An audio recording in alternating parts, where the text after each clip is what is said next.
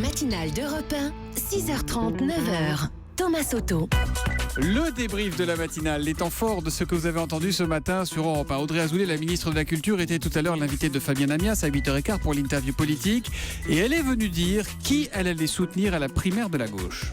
Je ne compte pas m'investir outre mesure dans ces primaires, mais qui se déroulent parce que le président de la République a décidé de ne pas se représenter. Vous savez que ma préférence, elle est ailleurs.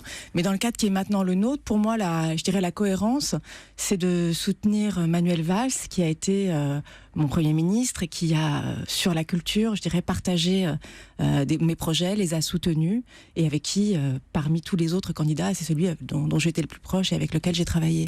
Alors, Audrey Azoulay qui soutient sans s'engager plus que ça, Manuel Valls dans la primaire socialiste.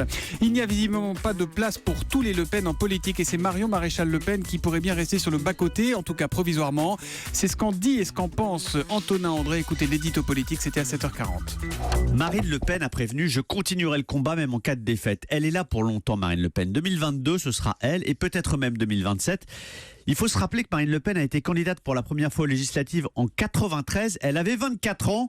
Elle a dû patienter jusqu'en 2011 que son père cède enfin sa place à 83 ans. Marion Maréchal doit attendre son heure, quitte à disparaître pour un temps, choisir l'exil plutôt que de jouer les faire-valoir dans un FN qui ne lui correspond pas, auquel elle ne croit pas et où il n'y a de place que pour un seul Le Pen, en l'occurrence une seule, Marine Le Pen. Antonin André. Fabrice Nicolino est journaliste chez Charlie Hebdo. Il a survécu à la tuerie des frères Kouachi. 2 ans après, les conditions de travail dans les nouveaux bureaux du journal ont bien changé. Écoutez, il nous racontait ça tout à l'heure à 7h45.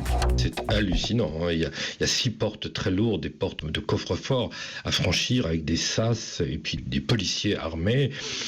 C'est une ambiance très particulière et qui rappelle évidemment instantanément ce qui s'est passé le 7 janvier 2015. On peut pas, moi je ne trouverai pas les mots exacts pour vous dire à quel point c'est difficile d'arriver dans un lieu de cette sorte et puis de s'installer autour d'une table et de commencer à rigoler puisque finalement ça reste le but central de Charlie Hebdo.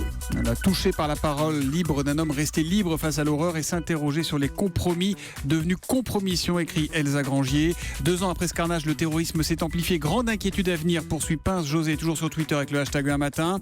Et puis plus critique, les bobos qui se ruaient dans les kiosques sont aussi revenus à Télérama et au Monde comme avant. Je trouve dégueulasse les dessins de ce journal, ça c'est Jacques sur Facebook. De très nombreuses stars sont attendues ce soir au pot de départ du président Barack Obama. Ça va se passer à la Maison Blanche et c'est Xavier Yvon qui nous le racontait tout à l'heure dans le journal de 7h.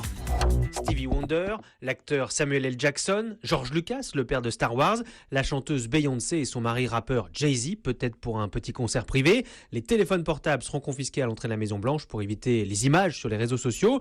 Donald Trump, lui, aimerait pouvoir s'afficher avec autant de célébrités lors de son investiture, mais il a plus de mal à recruter. Et comme à son habitude, le milliardaire président a contre-attaqué sur Twitter. Regardez toutes ces stars, elles n'ont rien apporté à Hillary. Moi, je veux le peuple.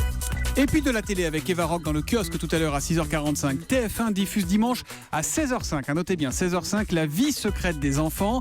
C'est un documentaire étonnant sur les comportements des petits âgés de 4 à 5 ans et qui a vraiment beaucoup plu notre journaliste Eva Rock. Écoutez. Vous allez comprendre ce qui se joue à cet âge, comment on trouve sa place au sein d'un groupe, la gestion des émotions. C'est absolument génial. Vous allez tout savoir et puis surtout, évidemment, sourire en découvrant leurs réflexions. Ça veut dire quoi tomber amoureux et comment on fait des bébés. Ça veut dire qu'on tombe amoureux et qu'on aime une fille. On coupe son ventre, on fait rentrer le bébé, et après on remet le ventre.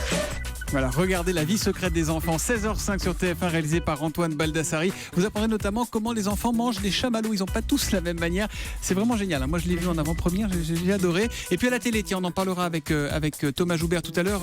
C'est les 10 ans de la disparition de Grégory Le Marchal. Et les parents de Grégory seront tout à l'heure dans le grand direct des médias à l'occasion d'une émission spéciale présentée demain soir à 21h sur TF1 par Nikos Aliagas. Merci pour ce débrief.